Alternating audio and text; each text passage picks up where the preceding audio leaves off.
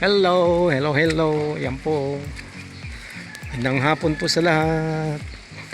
Yan po. Naglalaki ang kahoy. Yan. Naglalaki ang kahoy. Yan. Reklamo yung kasalubong namin babae. Wala daw kalaman-laman yung Eco Park. Nandito kami sa ngayon sa Eco Park. Wala guys. Yan. Picture sila sa Eco Park. Ayan ang bago ngayon. Bagong renovate. Ayan. Yung ilaw ng solar panel. Ayan, mga bagong nilang ilaw. Naayos nila yung lugar. Inaganda. Inaganda nila yung lugar.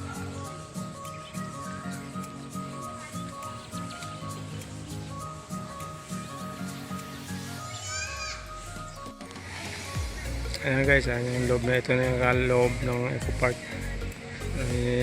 May mga pagbabago silang ginawa kaya pansamantalang sinarado nila noong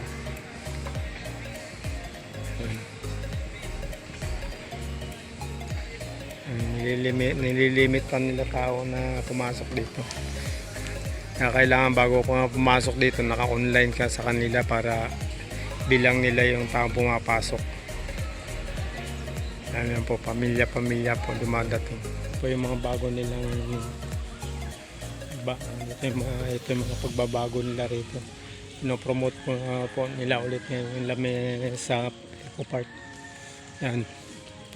Kailangan kasi mapaganda ulit. Matagal din nila sinarado to eh.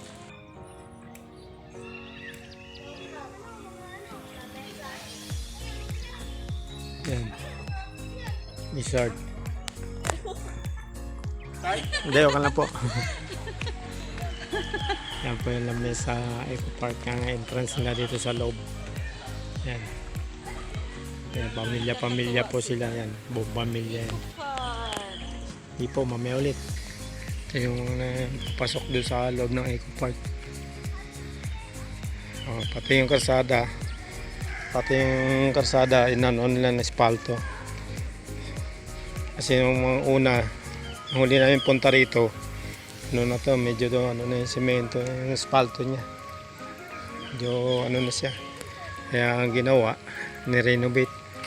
Galing ayan giganting puno yan ang taas. Ito yung swimming pool nila puro lumot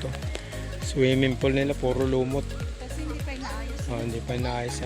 Pero sa Tagaraw ayusin lang. Yan, puro lumot yung swimming pool nila doon sa baba. Pero pag Tagaraw malinis na. Ayan guys, tumba na yung malaking puno rito. Matandang puno. Ayan, nabuwal. Kaya nire-renovate pa nila to. Ayan, nabuwal na yung malaking puno. Patay na ba? Kumbaga saan.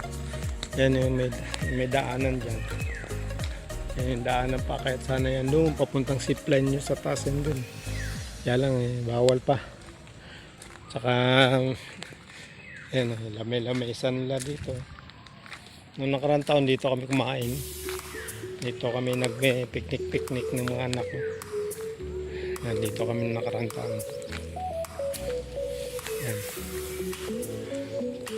So ayun, yung kabila na yun, yung madamo na yung lugar na yun. Ayan, hindi pa nila pinagbabawal pa nila pumasok doon sa dulo. Mabalik na kami. Wala naman masyadong activity sa loob pa kasi pa nga, under construction pa yung dulo. Yun sana plano namin ikutin yung pinakadulo ron. Kaya lang wala sarado. Dito lang sa bungad muna pinatikim nilang pwedeng ikutan. Pero yung yung pinakadulo rin sana na kung saan makakakita ng mga birds seeing, tsaka yung mga gubat-gubat na na magandang ikutin doon sa dulo. Yan, palabas na rin kami ng pamilya-pamilya nga yan, picture, kanya-kanya picture, kami palabas naman.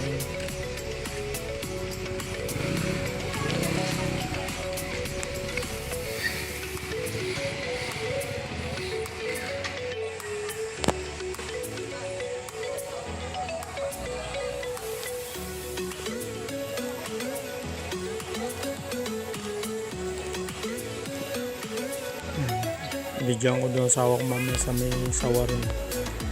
Yan.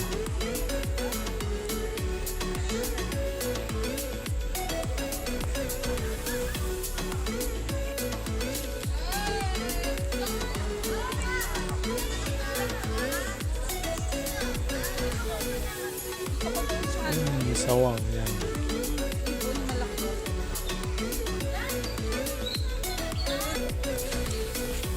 Hello guys, yan ang aking alagang ibon. Alaga kong ibon. Hello guys, ang ganda ng halaman. Ano yung ano